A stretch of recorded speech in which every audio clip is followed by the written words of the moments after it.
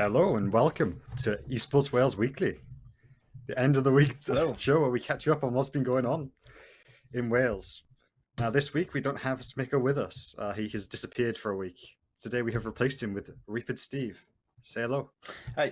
How's it going, guys? Yeah, hi there. I'm Reaper Steve. I'm one of the commentators for the ESEA season, as well as the EILAT, which I'm probably pronouncing wrong because I've done it pretty much the entirety of last week. But yeah, I'm one of the commentators from there from Team Wales.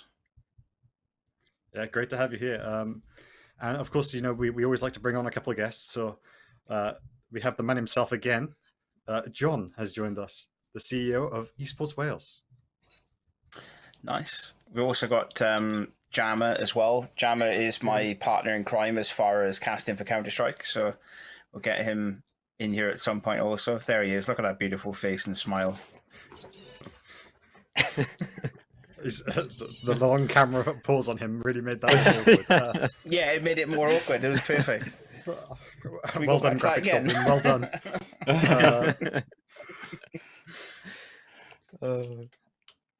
Yeah. So what have you guys been up to this week? Do you want me to start? I may as well. We've had a pretty busy week, I think, for Esports Wales, but I know we're going to sort of cover some of the topics, but sort of the headline stuff is we've had League playing, CS playing, we've had a couple of events going on. Last week we had, of course, the Esports Wales community meetup, I think, which is a really good event. We got some of the guys on talking about that. So, yeah, no, it's been a busy week from our side anyway, and a couple of cool things to show you guys as well, which, we'll see through the show, I think. Yeah, for sure. Yeah, for me, Go on, you. Oh, I was just going to say, like, my week has been pretty boring. Apart from casting, literally all I do these days, like, I finished my degree, I'm just waiting for graduation, and I literally just rock up and talk about CS. So life is pretty darn sweet, if you ask me. The life of a student, that is brilliant. Honestly. Yeah. I miss those days. I miss those days. Yeah, well, you know. I'm just disappointed he didn't say that. Quite disappointed that he didn't say I get to spend my time with Reaper Steve, but it's fine. It's all right. It's no problem. I let that go. Well, that's a given. I'm not upset at all.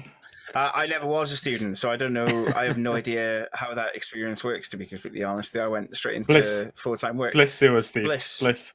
It was, is it? That's great, lads. There's different versions of Bliss, but yeah. For the most part.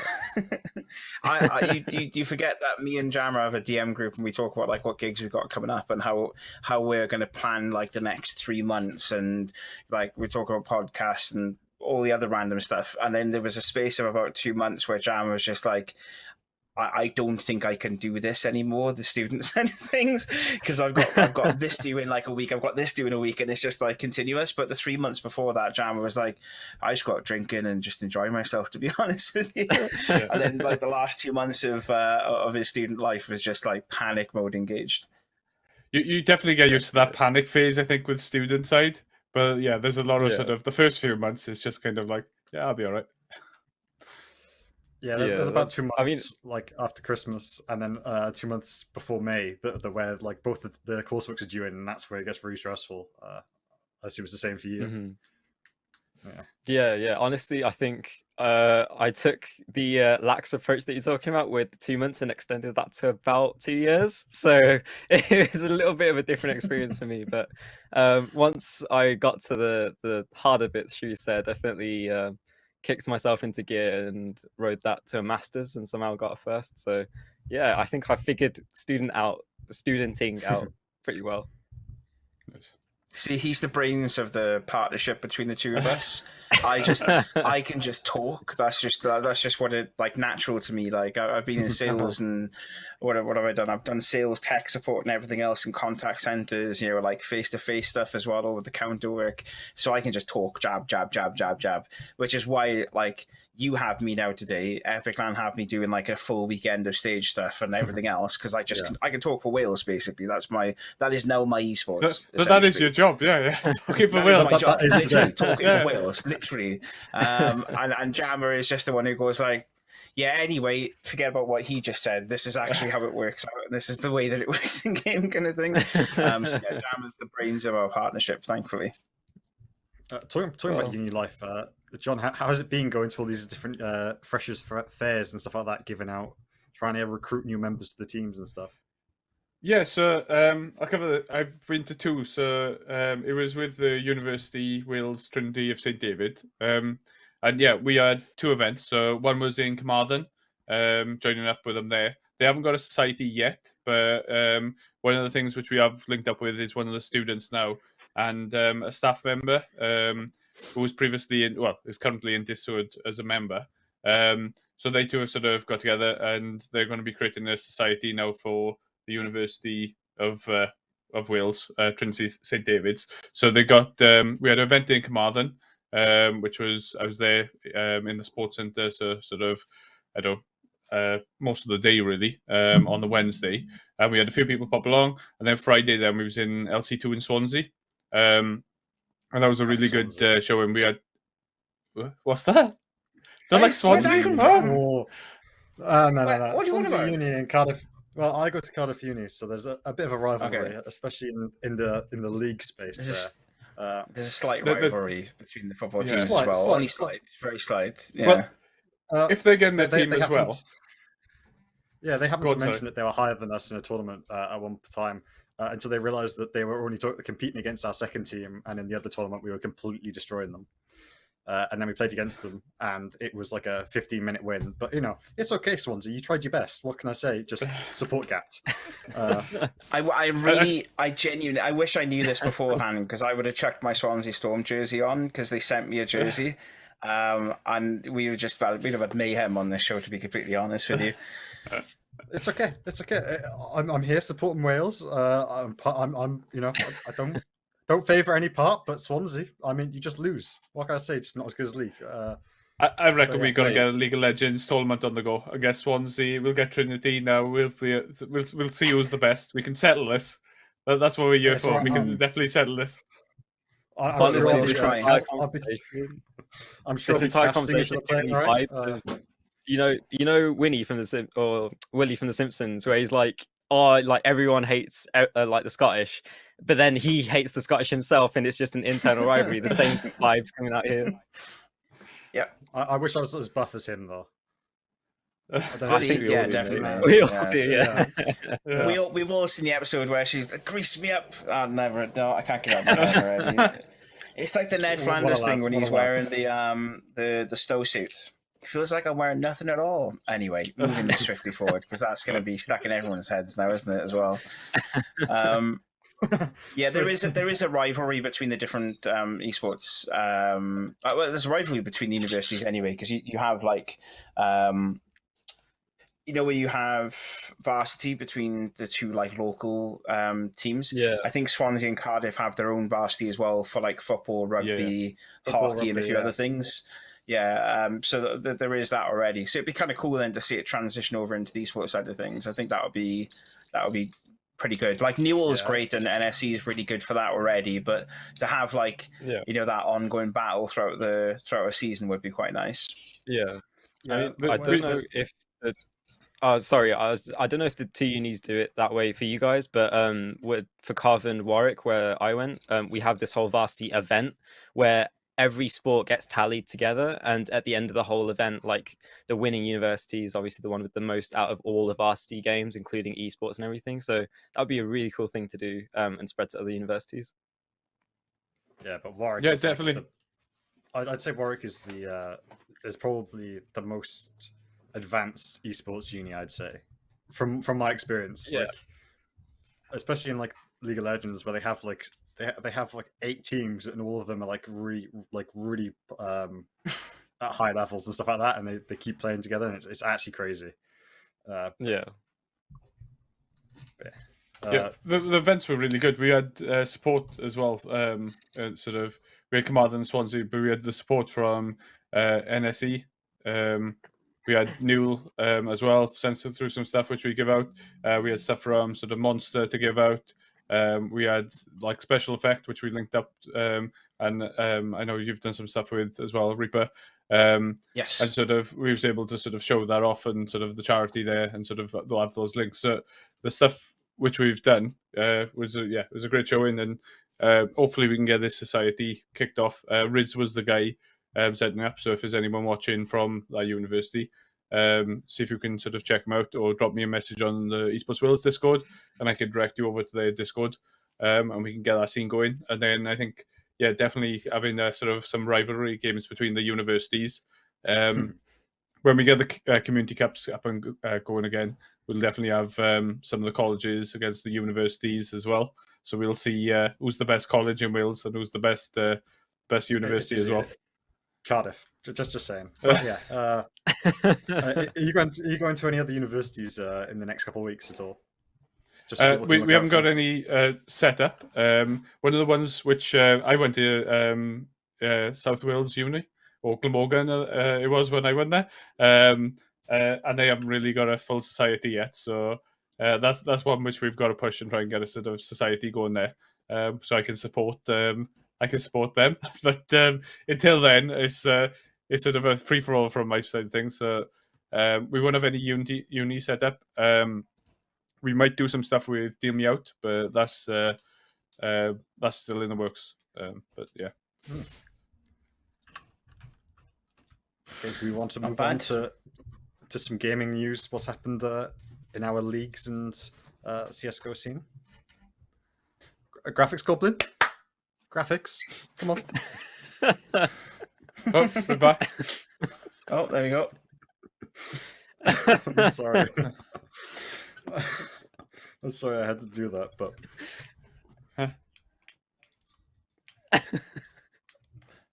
so I'm just quickly adjusting my web camera very quickly, just so we can we can continue the rest of the show. We could just fade him to black or mute him. Either one, I'm okay with it. I'll fade myself back in. Yes, it's no problem. Do we want to start off with the CS:GO news? Oh, wait, I got you. There you go. Sound anyway. There we go. Yeah. It's definitely a rivalry between the esports teams at all. Do you know what you're on about? Definitely. League news, yeah. You want to start with the league news? Oh, okay. I won't go for my drink of water. Don't worry. Okay. Interrupting my drink. Graphics Goblin. Yeah. So league Team Yar played Team Trunk. That was an interesting game series. Do we have the scores? Yes, we do. Or is he gonna? He's not gonna full screen it. Thank God. Yeah, close game. First game 3 of the season. Well, first game 3 that I've casted for them as well. And we did make a promise, me and Brett, who did the casting, that if it ever hits game 3, we switch roles. So I become play-by-play. He becomes color caster, which was hilarious to see. But either way, Jarl lost the first game, bit unlucky. Super close game. But they forced a comp that they just didn't really execute very well on, and they had a few problems with some of the stuff that went on. Some of the drafting stuff that didn't go in their favor. Second game, they were able to win. Surprising. Team Trunk, even Trunk, just their name, they just picked tanky players, as you'd expect. That's their name. And then they picked the counters to that, and Yar picked up the win to that one. The last game, super close, and then they just got swept, and it was really unlucky. Hopefully, with the help of their coach, they can recover for next week and really put on a good show and come back. I think they have. I think I was speaking to one of them. They're pretty sure they've secured playoffs, but not sure. Do we know where the how good Chonk is in the league? Sort of where they were falling. I don't think they were particularly high, but I think they're. I do know that they do know a couple of members of them. But I don't know where they sit in the league. Yeah, but yeah, I think it was a close game. I caught the last game because I think it was in between the sort of CS games going on at the same time. I caught sort of some of the start, and then I sort of caught the end, and it was just back and forth. They were quite close on money, like right to the end.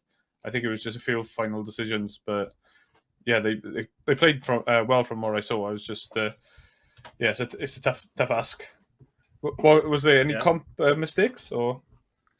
There was a few. Like obviously, I mean, if I want to get it down to like the smallest details, there was a few like itemization problems. I think drafting went a bit bad, especially in that last game.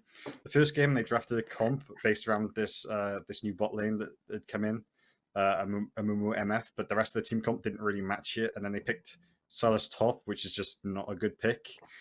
And I think if they picked anyone else other than that, they would have won, but then like they created a lead using that combo, and then late game they just missed the combo, and they didn't have people there because they were trying to do a 1-3-1, and they got TP'd on and got killed. And it was just unfortunate. Amumu was recently had a buff, right?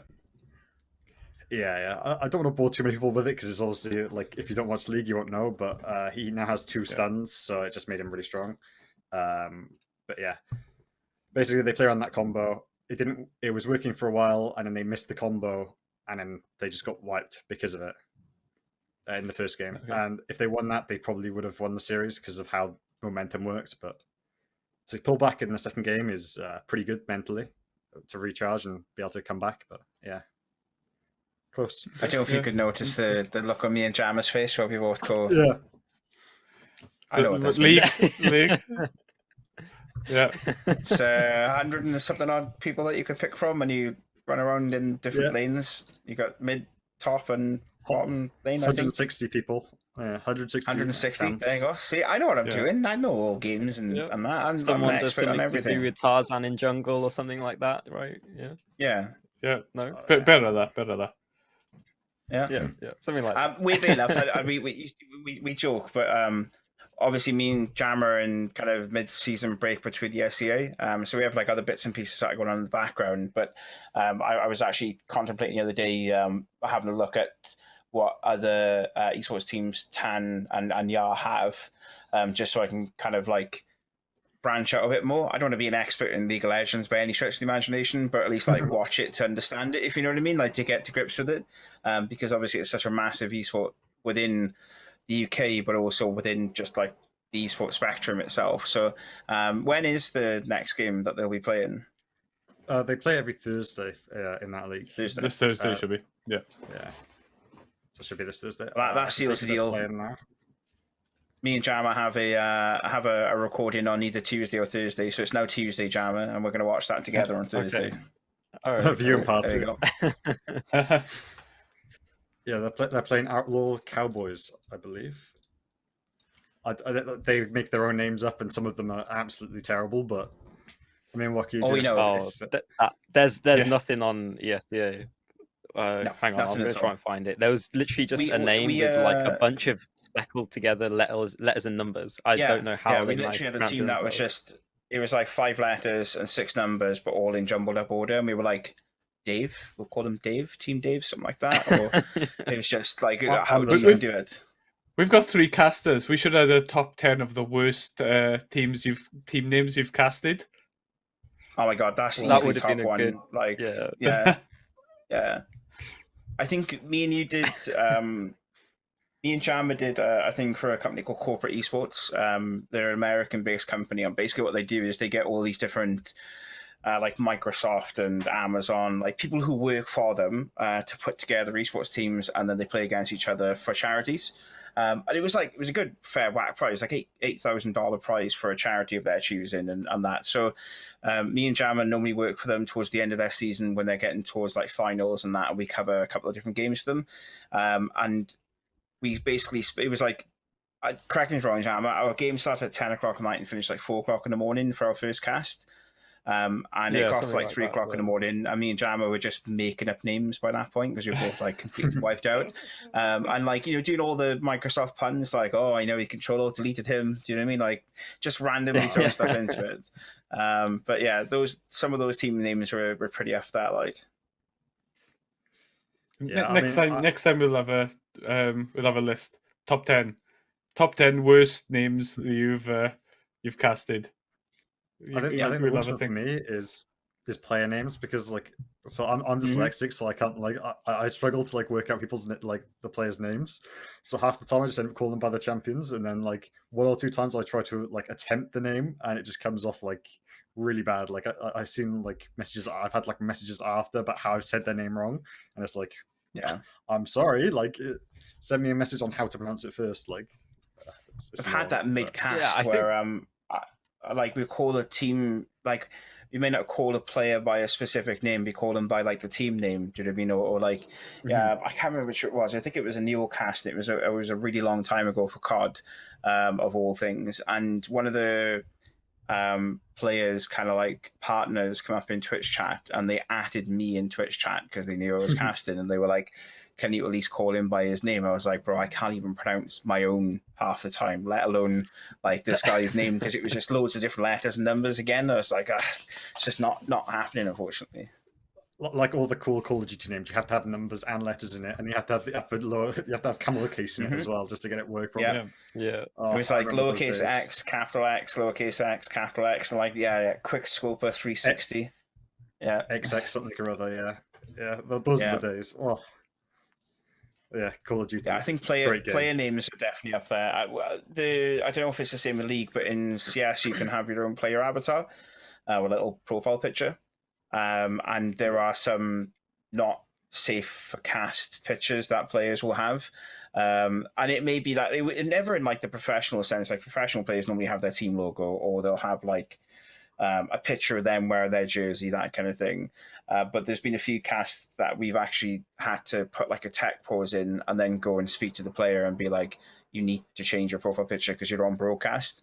And some of them can be really funny, and like it's caught me off guard. We're clicking through players to see what's happening, and then you get like this random picture of Mr. Bean or like Ainsley Harriott or something like that, and it'll catch the back of you through. You're like, oh god, I shouldn't laugh, but I'm gonna laugh. And then you get some, you're like, click it off, get off him quickly. But yeah, that only tends to happen when you're on LAN though. When you're at home, they tend to have like their team logo, which is nicer then for us. Mm-hmm. Yeah, luckily for League, it's all built in, so you can only use the ones that Riot made themselves. So all safe for work. But do you want to do a rundown of the CS:GO team this week? Yeah, we had me and Jam have had like a really busy week, haven't we? More or less. We've had a busy season within ESEA, and then we had a busy last week with EILAT. I mean, I think we have scores to show you, if I'm not mistaken. Graphics Goblin. That is the right word I'm using, it. Graphics Goblin. Yeah, you just got to clap though. Clap to make sure that he hears you. Oh. Graphics Goblin, do it. Make it so, number one. We had EILAT last week. Austria, Lithuania, Netherlands. I think me and Jammer were more or less talking. I think Jammer will agree. It was a very difficult and tough group to really get for the first kind of sit-in. Lithuania and Netherlands had a couple of Pro League stars in there. Netherlands in particular, Jammer. Yeah, I mean, I guess we start with Austria. Like it was a rough matchup there on Mirage and Overpass, and I think that opening map was probably like the most that we saw from the team in terms of like round wins and working together and stuff like that. And then it kind of went all downhill from there with a little resurgence at the end. But Austria was a tough one. Looping back to the Netherlands, and we'll go back to Lithuania. But yeah, of course, there was people like Chris J and Fasher on the Netherlands. And obviously, when you're coming up against players of that caliber that you don't see every day, it's going to be a tall task. And then Nick, if you want to round out Lithuania, because that was definitely a one-sided affair.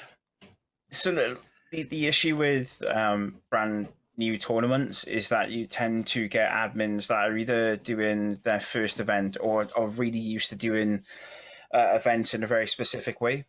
So when they get called into question by like players or coaches, they tend to get really super defensive very quickly. And I think we kind of saw that a little bit with definitely. Like, what it's like as a caster. I was trying to say this on the Netherlands stream. Like we, as casters, we can see the support channels where players and coaches speak to the admins. Casters, for some reason, get like this all access area pass for like Discord where you can see everything for whatever reason.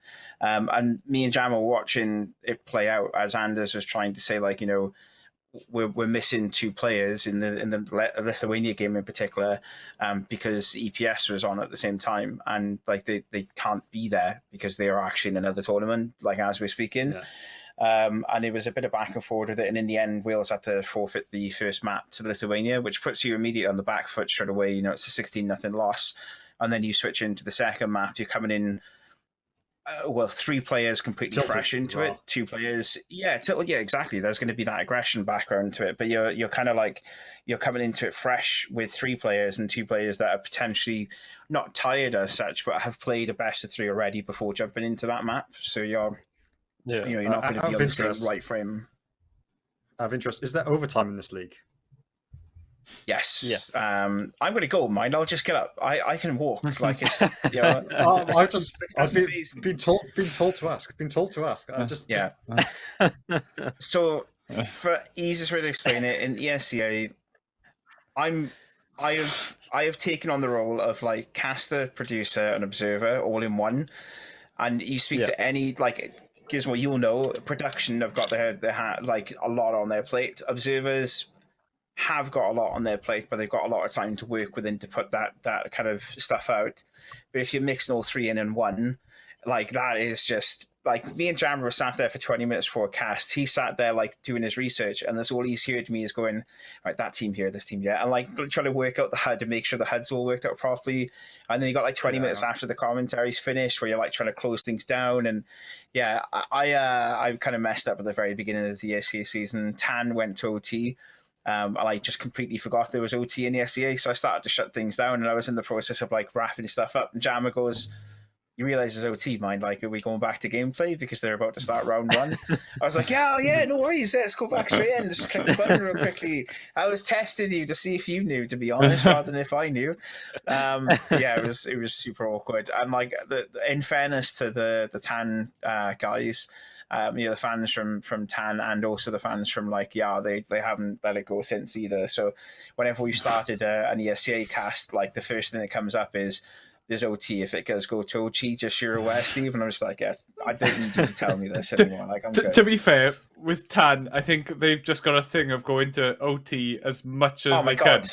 It's like, what was it? Like every game you casted, it was pretty much, you casted like 4 of the games, and I think like 3 of them went to OT or something silly like that. Yeah, me and John were even in a conversation. We were like, next season, we're going to put like a thing in our contract with John to be like, if it goes to OT, we need to have a conversation. Charge per round. Yeah. Exactly. That's exactly what we were like. We'll do 2 or 3 quid per round, something like that. I don't know how we're going to work it out.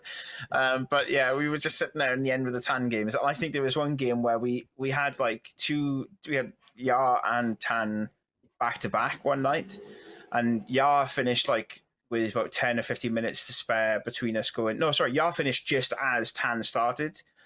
So we went straight from one best of 1 straight into another best of 1, and then Tan went to OT2, and we're just like, oh my god, my head's I'm gonna blow up in a second. Like, how do you even deal with this? Like, we've all had like those horror games where you go to like, I've had a horror game that went to OT5 at LAN, and that was just the worst 4.5 hours of my life. But we have like all commentators talk to each other like within their own game sphere, and one of our mutual friends, me and Jammer, his cast went like 5.5 hours for a best of 3 or something like that. It was just something insane. Like, it just doesn't happen normally. You don't get it, but then you throw tech pauses in and OT on top and 3 maps. It's just it's a long time.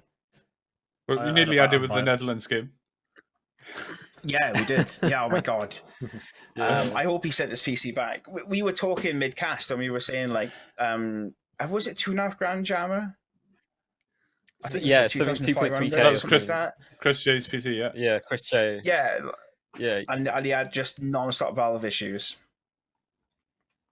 Yeah, gotta get those hacks off. I always thought, even if he's on the bench though, I always thought they'd get stuff like that from sponsors, that was ready to go, like plug and play almost. But I guess not for that case. Guess not. Yeah, because that's what we were saying mid broadcast. We went to post screen, so there was just music playing. I mean, him talking. We were like, you don't expect players to have gone out and paid a company $2.5 for a computer. You expect them to, well, at his level is probably the better way of putting it, really, isn't it?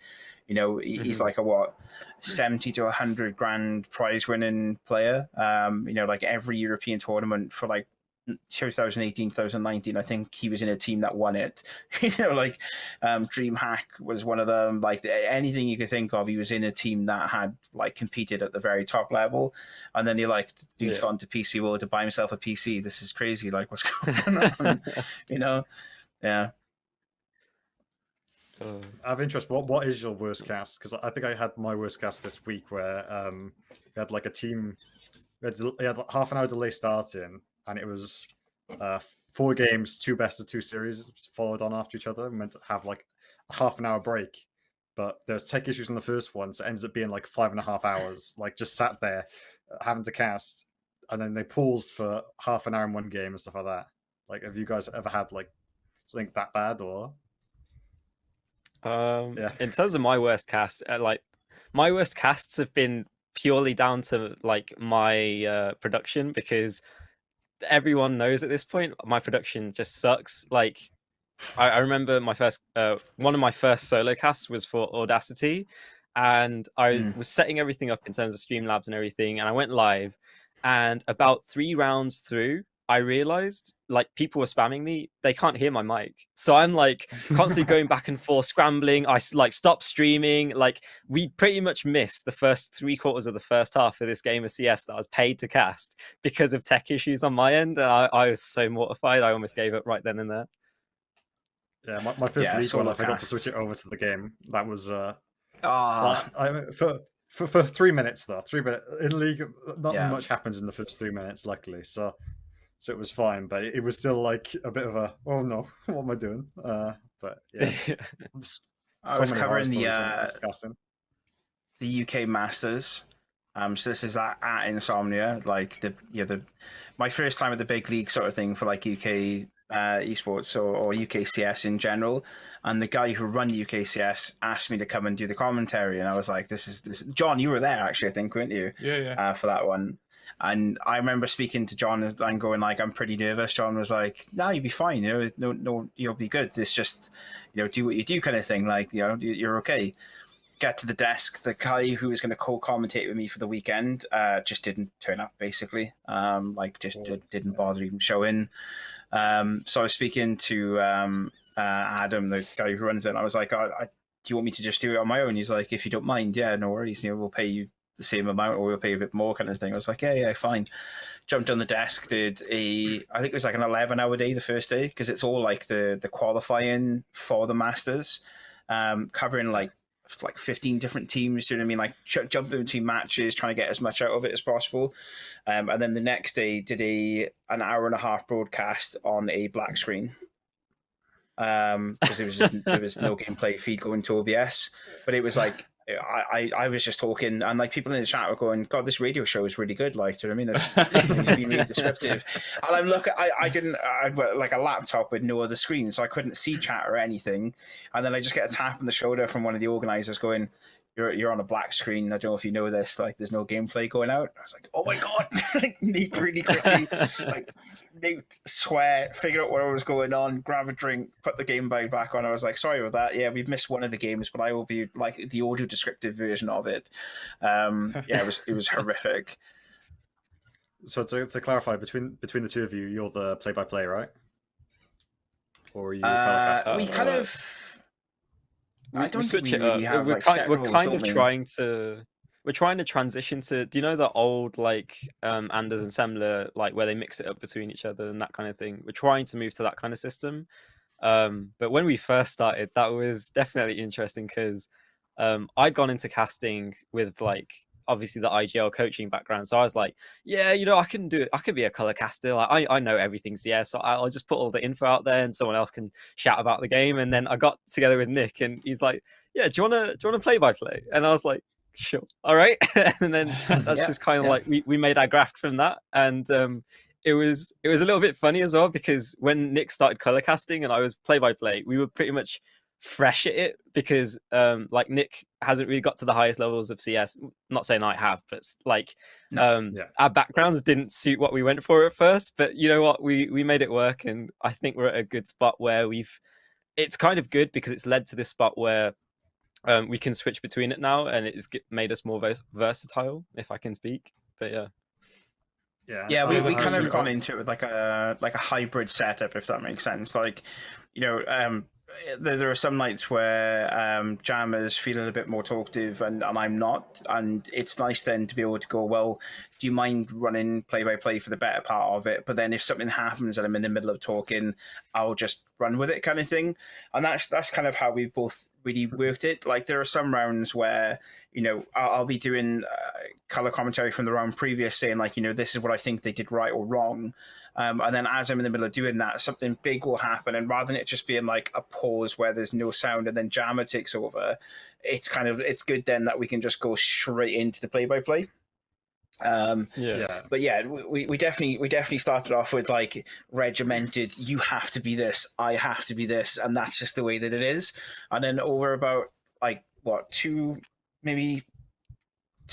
weeks, 2 months, I say 2 months worth of tournaments where we were kind of really 2 events. Yeah, it was like the Cash Cup and maybe like a little bit of the start of an ESA season, and we both kind of went, do you know what, this is working, but we can make it so much nicer for people watching. I don't have the experience that Jammer has as an IGL. I come from an esports background within PUBG and games like Battle Royale games. And I transitioned into casting through those games as opposed to, starting playing CS and then transition to casting in that. So hence why I can talk quite a lot, because PUBG is the most boring game to commentate on, because there's like the first 30 minutes around, everyone's just running around trying to grab stuff. So yeah, it's nice then that I haven't got that experience, but I've been able to build it from listening to Jammer and talking to him and like watching other commentators and watching other games and kind of building it from there. But yeah, I think you guys work really well together, and I think one of the things from my side, I'm the one booking production, or sort of speaking to Jake, and sort of Jake working with you guys to book production.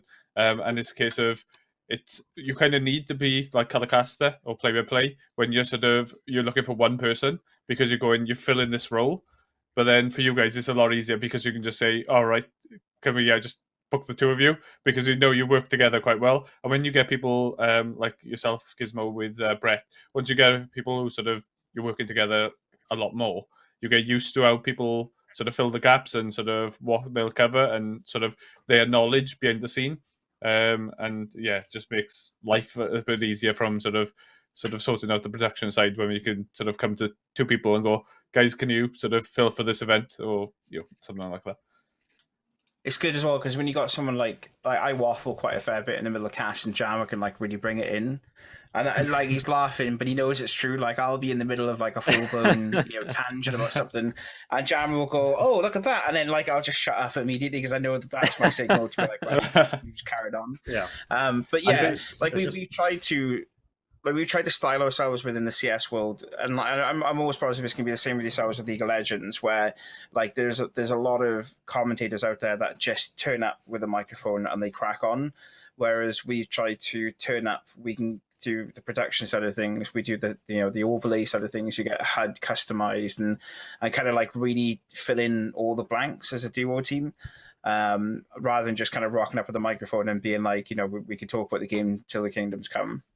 Yeah, it's good then to hear from John that he actually, that he likes us in some ways, at least, that we're good value for money, even though we shut the game down halfway through. Well, I do, at least, anyway. But yeah.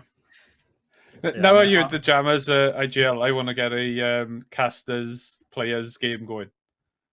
I'm sure Jake be down for that. Honestly, that'd be a lot of fun. Yeah. Yeah.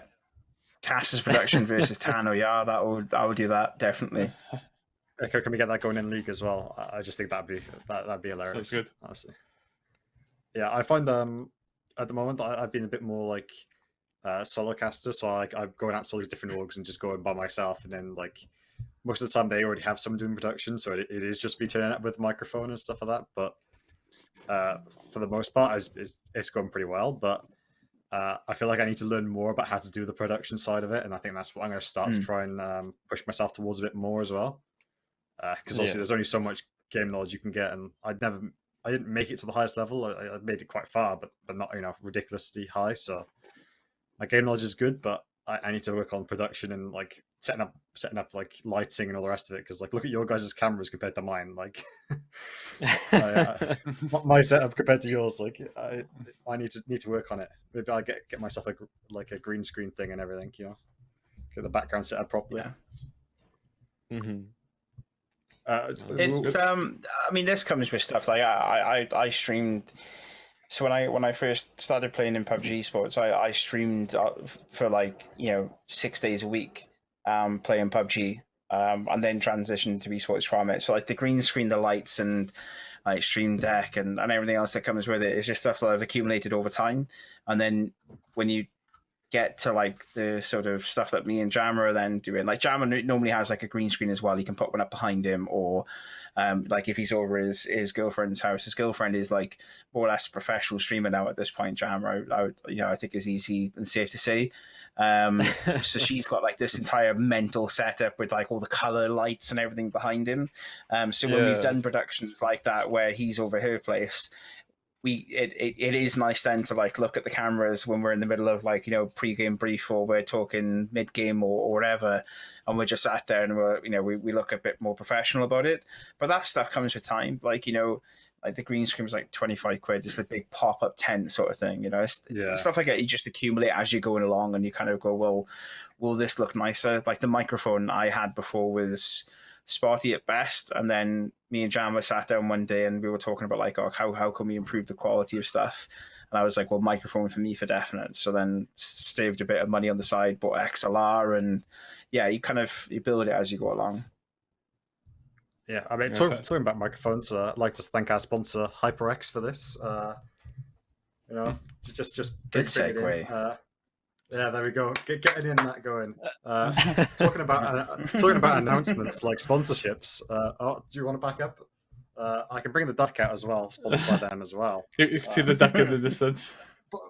Anyone seen that Easter egg from a mile off? Yeah. Okay, moving on though. We do have an exclusive announcement here that I've been told to move on to. John, would you like to take it away? Yeah, so I don't know if any of you have noticed, but I'm wearing a nice new Esports Wales jersey. So this is one of the new Esports Wales jerseys which we have, and all the merch has been put out. So as you can see here, this is our new Esports Wales national jersey. So it's sponsored by D Me Out. As you can see, the logo in the middle there. They're on sale on the website, and we're also going to be giving one away. So we'll be chucking it up on social media just after this, probably in about sort of 10-15 minutes. We'll be putting it up. So if you do want a jersey, then drop us a follow. And of course, you can get a different name on the back, though. Yeah, you probably don't want to slay John on the back. But we'll be giving one of those away.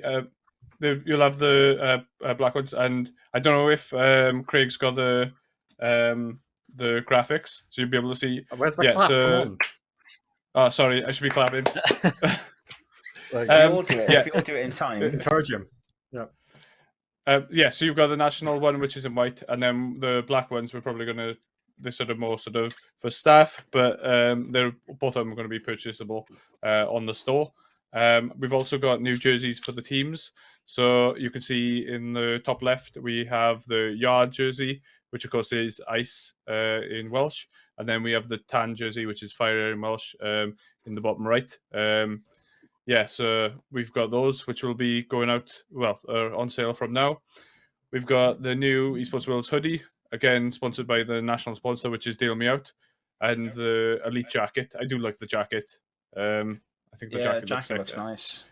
I'll definitely be picking up one of those. And then we've got some more merch, which is sort of some t-shirts. We got casual hoodies first. So you can see sort of the hoodies which we've got, and sort of jumpers. With the sort of thing. So we got a bit of a mixture more than what we had. We've Armour is the sort of sponsor for us, and then you've got the sort of t-shirts with the Esports Wales branding. So if you are interested in any of those, we'll be putting them out. And if you're interested in getting a shirt or sort of trying to win a shirt in the giveaway, then follow us on Twitter and sort of social media, because I'll be going out soon. There you can see the giveaway. So we'll be putting that out. We'll be announcing the winner to the giveaway next weekend on next week's edition of the Esports Wales Weekly. Seems sick, to be honest. I really like those. And this picture of me, I don't know where that come from. Cheeky. Yeah. I didn't realize that was in the mix. I think I just dropped that in Discord at some point. Sneaky. Yeah. John, can we go back to that picture a second? No, let's not go back. Let's go back to that picture. I want to go back to that one. John is smouldering in that picture. What's going on with that, mate? What do you mean? Practicing in the mirror. How many times? Look at that picture, lads. Look at him. That smile. This is one for Discord. This is from someone going, "Oh, is there have you got the jersey?" And it's like, "Yeah, I'll take a picture now." Yeah, no. Check out more of this content in our Discord server. Yeah. Is that Slayer John, aka Blue Steel? That is, isn't it? Oh yeah, I will be. I mean, I've just loaded up the .gg website, and I'm looking at it now, and I'm like, I'm gonna get one of those white ones. I'm probably gonna get. I've got the old ones for the tan, but I never got a Yar one, so I'm probably gonna pick up the Yar jersey this week. Nice. Definitely, I'm sure I'll get one of them. I don't know which one, but I'll choose one at some point. Thank God someone put the link in the chat. There we go. I don't have control for that, so I mean, if you ever see me stream the league and it says Rocket League or CS:GO over the top of it, it's because I don't know how to change it. I don't know how to change the title before I start streaming. Expert production. Would you like to move on to the patch notes segment? Graphics. Hello, Goblin. No. He's gonna fade me out to black now when I'm not looking. Mm-hmm. I don't think. Oh, there we go. Such a smooth transition we're getting nowadays. Yeah. Yeah, I could do them twice as well, but it's okay. Can you hear me twice? Because I'm twice as good, lads. Let's be honest. Yeah. I have. What kind of patch notes are we starting with, though? That's my question. Which game? I think we'll skip the League one for now, because obviously, if you know about League Worlds, we've spoken enough about League at the moment. Come on, if you know, you know, it's going to be interesting for the West. Do we want to go on to Nintendo? I watched Nintendo Direct.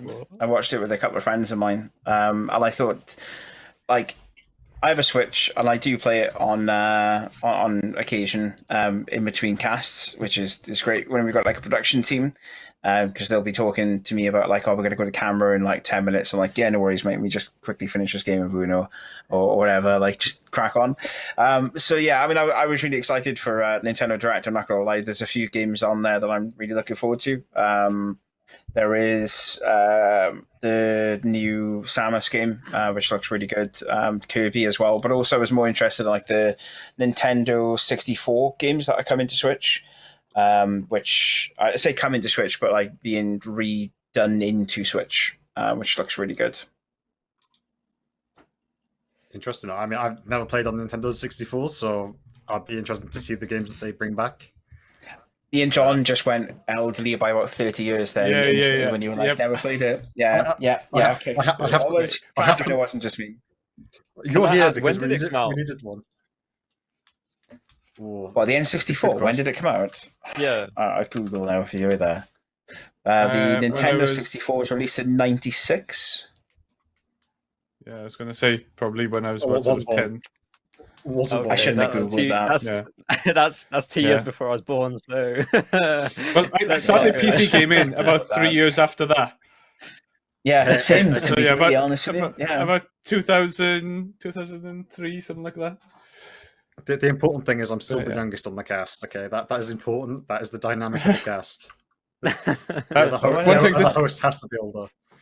One thing to check out as well, speaking about Nintendo, is I don't know if people know. I'll drop it in chat. We're gonna sort of do a couple of things as well, but with it. But there's a NQ64 arcade bar coming to Cardiff. Linked up with Nintendo stuff, and that looks like quite cool. I've been been sort of told that it's coming fairly soon.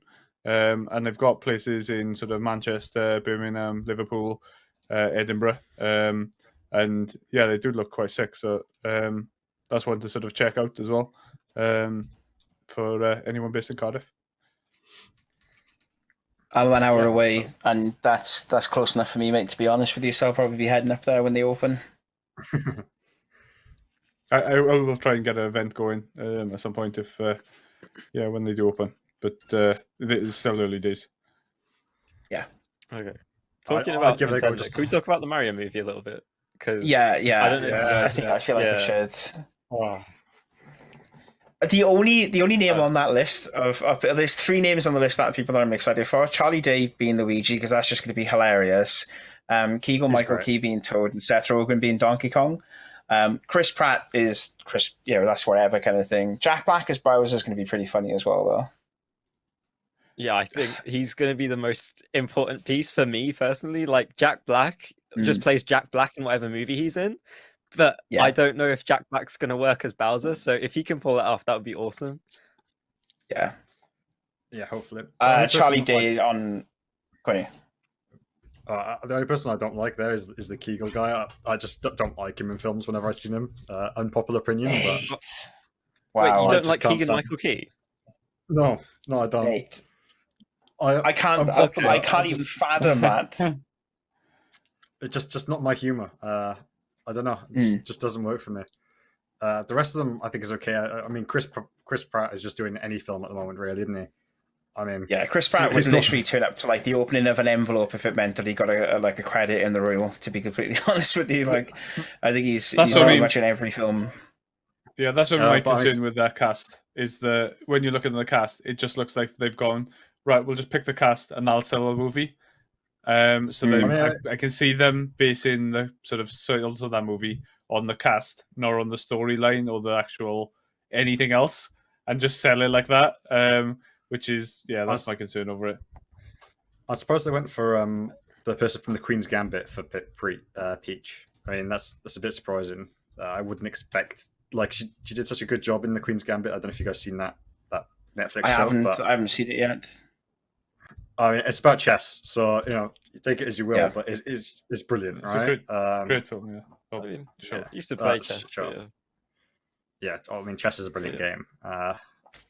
Yeah, but yeah. So I think the only kind of like I was gonna say the only kind of film that I'm really looking forward to, like a video game film adaptation, is Uncharted, which I think has been postponed like 17 times now by this point, but it's gonna have Tom Holland in it. From Spider-Man playing Drake, so it's going to be interesting. That's going to be pretty fun. But yeah, I think the only thing with that Super Mario movie is that it's got a big reputation to live up to. We all know the Bob Hoskins version with Joe Leguizini. Like you can't beat that film. Let's be completely honest with each other. I think we're all in agreement that is the best Super Mario film ever. The fact that none of you are agreeing with me is really, really frustrating me right now, to be honest. Look, you're going to die on this hill on your own, mate. I am going to die on this hill alone. I am. Just to make it even funnier, that came out 7 years before I was born. I'm done. Just really getting across the age difference here. I actually haven't seen that. I've just seen some clips from it, and it looks absolutely terrible. But some of my friends swear by it. I'm pulling it now. Yeah, it is. So it's terrible in a really good way. So bad that it's good. Yeah, something like that, I think. But I'm calling it now. I think with the resurgence of Marvel films in the past decade or so, I think the next genre that's about to be exploited by Hollywood is the games genre, because gaming has exploded across the world, and there's so many IPs that they haven't taken advantage of and recycled into, remakes and stuff. Like, I'm calling it now. Over the next decade, we're going to see an explosion of all these like gaming movies coming out, and I don't actually really excited to see it. Like, I know you guys are sort of not big League of Legends fans, but have you seen the new trailer for Arcane? Is it on Netflix? Me, League of Legends fan. No, I'm fine. Yeah. Don't worry. Me and Jammer both sat here silently. Yeah, going like, what's League of Legends? But yeah, that looks amazing. I think that, as you said, like the lore behind League of Legends is awesome. As Gizmo will tell you. So it's if to see that come out, I think that's going to be amazing. And I'm sure there's going to be other ones which sort of, as you said, will bring up link in with games and sort of allow those to sort of develop over the next sort of decade, as you said. I still can't believe that no one's really talking about the Borderlands film adaptation as well.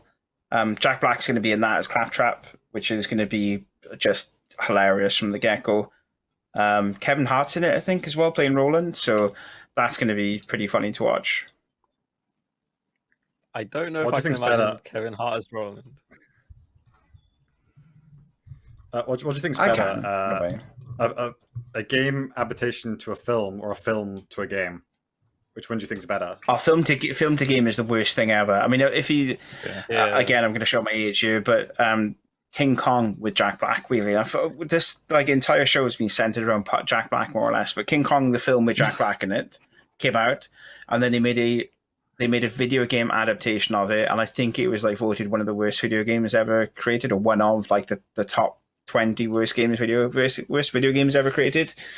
I think if you're going to do it, it's like the same argument comes from like book to film or film to book. For book to film, video game to film, okay, you can get away with those two, but you can't go backwards with it. Like it's from one to the other. I think it's because of the way that content works. A film is like a 2 to 3 hour snippet of a world, and to base anything off that shallowness of content is really hard to do. Whereas the other way around, you can take game lore or I know we were talking about before the show, like Warhammer lore, anything in terms of books where there's more of a fleshing out of the content and the lore behind it is a lot easier to turn into a physical movie adaptation. But it really just doesn't work the other way around. Like, I was trying to think of any movie or I've got one series that was good as a game. Yeah, go on.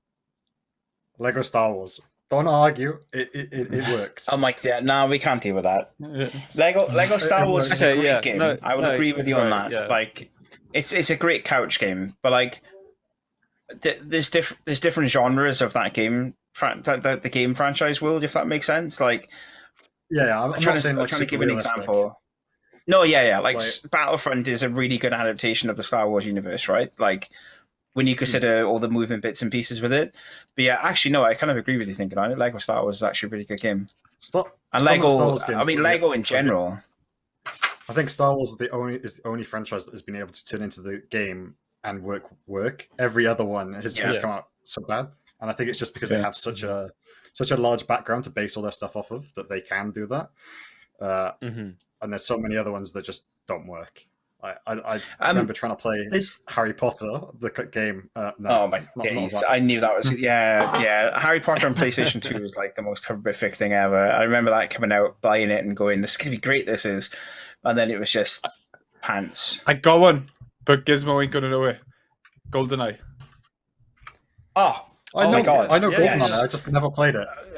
Literally one of the grandfather of FPS video games, basically. Like, exactly, without that is where we all originated from. Is people hacking? I say hacking. People like technically hacking their Nintendo 64 to be able to play GoldenEye multiplayer online. Like, that is the golden age of FPS. Lord of the Rings was really good as well, actually, and I just like that's the only one that spanned 3 franchises. The old games on PlayStation 2 were great. Are you talking about the... I don't. Lord of the Rings doesn't count because it was a book first. Yeah, but it's book, film, then video game. Like, this covered all 3 spans of era. If Lord of the Rings was just a movie and then they turn it into a game, I don't know if it still works. Like, I feel like the way that we're presenting it is a bit unfair if we're going to be like straight movie to other content. Like, that just doesn't work. I'll give you that. It's fine. I'll let that one slide. It's all right. Yeah, Battle for Middle Earth is one of like the best, one of the greatest RTS games ever made is Battle of Middle Earth. Just try and treat that. That's all that was. But yeah, do you have anything else you want to talk about? Some CS:GO updates. Do you guys want to talk about those changes at all? We've had like a bit of a vocal week last week on it. Not so much because of the update, but because of the timing of the update. I think is now the main concern for a lot of people. Valve have never been one of those game publishers to make people aware that they're going to drop an update. It's just kind of like, oh, by the way, Operation Riptide's available now, and you're like, where did that come from? Do you know what I mean? Like, where was the forewarning? Whereas I think in League, you guys know when your patches are due to come out, or they are forewarned, like next week you're going to have a patch. We have a lot like Rainbow Six Siege is. Every 2 weeks you get a patch, and it's there you go. always on a Wednesday night, and it's always frustrating because I used to always play in a tournament on the Thursday, and you'd always have to do it on the new patch. So you'd have like that day to research the new patch, and there's always someone with a new strat or bug. Imagine that, but you're in an FPS game which is massively competitive, playing against people that are in boot camps, literal boot camps, where they spend, like 3 weeks before tournament, usually 4 weeks before tournament, sat in a room with each other, learning strats. And then the night before your major tournament kicks off, there's an update that drops, and one of your favorite maps has a complete revamp of the way you look through mid. Or like slight adjustments to strats that you've had set in stone for like 3 months. That's the kind of frustration that comes with CS quite a fair bit. The other bits and pieces have changed with it, like the M4A1S getting a buff as far as body damage, a nerf as far as body damage for the deagle, stuff like that. You can kind of cope with because you'll learn that as you go along. But I think when you're adjusting map techniques and strats, overnight changes is never really a good thing. It would be good if there was like a PTR, for CS. I think that'll be a good idea where, we're going to be dropping this patch sometime in the next 2 months, but there's a PTR where you can try all the new bits and pieces out before the patch hits, and we can adjust it on the fly. Like a beta or something. Yeah, a public test realm or public test, server that you can run through on. They'll never do it ever because people will figure out like cheeky glitches, 2 months before the patch drops. But it would be good to have something like that. The Riot Shield's back as well, which is great for people like me and John's age who used to play 1.6 and Source, and the Riot Shield was always fun to use in non-competitive. Yeah, there's like little tweaks to things that have happened. We saw like the drop in of utility jammer. I think that's going to be one of the single biggest changes to the game. Hopefully, at least, because as an IGL myself, we've seen a couple of times on say Mirage where there's been smoke fakes, and I love to see things like that, and just how inventive people can be. But honestly, in terms of CS, change is good, keeps it fresh. As far as the operation goes, I like almost everything about it. There's a couple of small things that I'd change, but it's just personal preference. It's going to happen regardless. The star system is a bit funny, as well as the new skins. Don't know if anyone really cares about skins, but it is what it is. There's some cool ones. There's some not so cool ones. You can be an African warlord if you want now, so that's pretty cool. But I don't know if League has like the economy that CS has, where you can buy and purchase skins for like guns. So it works a bit differently. You can buy skin, you buy skins, but they have to stay on your account. So then the only way to trade them is by trading accounts. And there's like a few really rare skins that you can trade. Like you have to sell your account to trade, but those skins are worth a fortune. Like one of my friends has got PAX TF, which was in like 2013 or something. You had to be at PAX West or something in America, and they get out 200 codes for this TF skin. And if you don't have it, if you have it, it's your account's worth a couple grand. It's crazy. But then imagine that, but there's been 15 different iterations of how the economy works within CS. I remember the old days where you could bet skins on games. which is probably not the best point to start at, to be honest with you, given like the whole fiasco that came. But yeah, like similar to that, you know, like an account could be worth $2,000. You know, there's skins in game which are worth quite a lot. Anders, one of Anders, everyone knows Anders. He has a skin which he specifically, or two skins he specifically created for the game against the Netherlands. The AK that he was using is like a $900 AK already, or £900 AK before he added stuff onto it. You know, like, yeah, it's crazy. But what Jam is on about with the stars is you can buy stars, and then you can buy a random drop from one of the cases. I think that like will change how the economy works a little bit, because those skins are going to be worthless more or less, really. You know, they're not going to be worth as much as, say, the ones you would unbox using a key, which you pay for on top.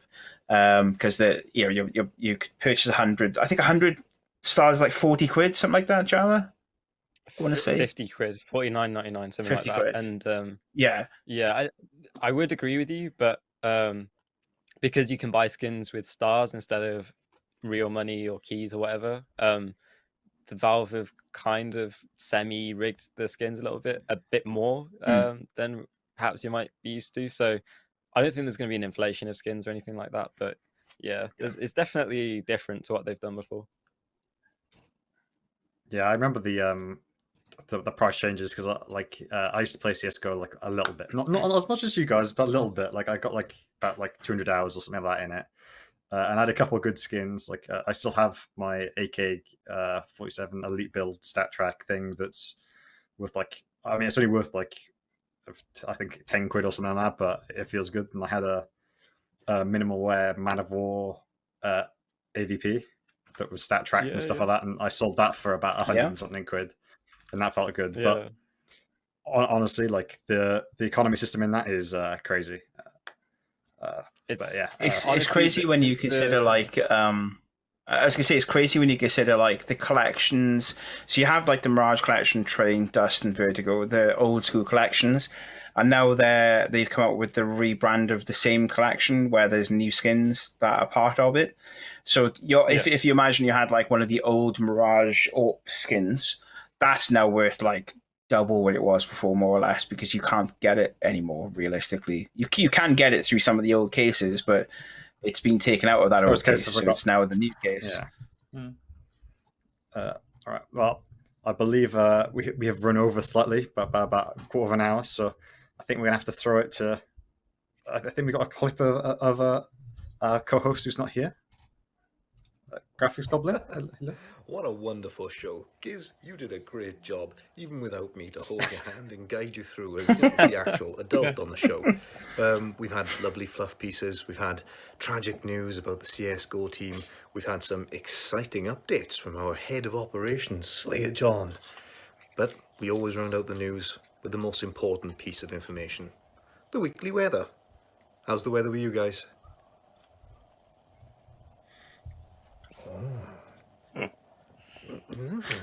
Pause for effect, because I don't know what everyone else is saying. I think we're supposed to be saying weather, now, are we? Am I supposed to be saying my weather? I mean, like weather. No, just let it play out. Thanks for joining.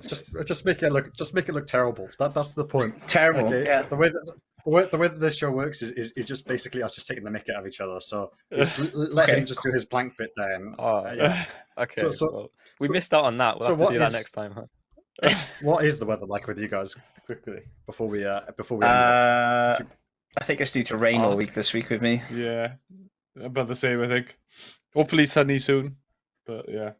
Because it doesn't matter if it's gonna doesn't matter if it's gonna rain this week, because I've got all the entertainment I need if it is gonna rain all week. Let's go, boys. God, that was sad. What? Just signed away my esports career in an instant there. Yeah, it's fine. All right. Well, anyway, thank you guys everyone for watching. We'll be back same time next weekend, 6:00, to update you with everything that happens in the next week. Check out our Twitter, Discord, everything else. I'm sure there's plenty of links going on in chat. But yeah, Smiko, you can't get your revenge. Just a warning for the future. We will be doing 1v1s, me and Smiko, on many games to see who wins, because he called me a bad gamer. So check those out soon. But either way, I think that's it. That's all we got time for today. I think if you want to do 1v1s, me and Jam will be more than happy to help out with that as well. We can coach you both in CS in some way. I think that would be interesting. Definitely. Thank you to our guests. Thank you, Reaper, for stepping in to replace my useless co-host. But yeah, you're more than welcome. Graphics Goblin, outro.